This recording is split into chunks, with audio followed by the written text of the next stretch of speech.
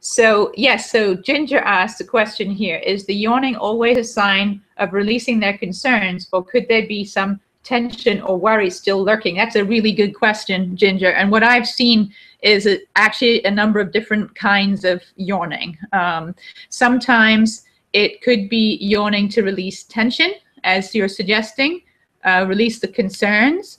And sometimes it could be that actually it could be more that they're responding to the outside world. Sometimes it could be that we see a lot of yawning where there's essentially a release, or we sometimes call it dumping, which is not the best word maybe, but releasing out, letting go of things that have been built in for a long time, that can go in layers. It's like, taking off the layers of the onion, those kinds of residual tensions that have got sort of stuck and locked into the horse, those will come out through yawning.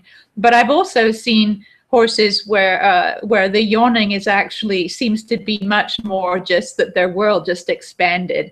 I was working with a yearling Belgian recently, and he was a perfect example of that.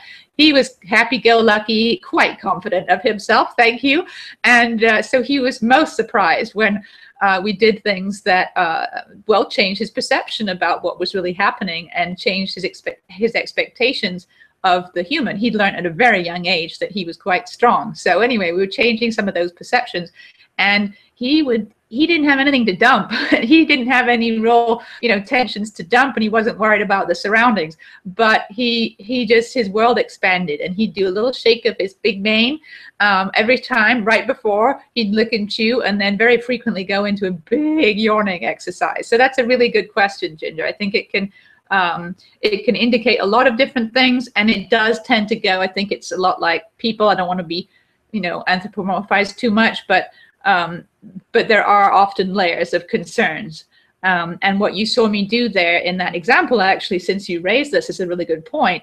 I initially handled the concerns she had, changed her perception about the concerns she had about outside, right, about the environmental concerns.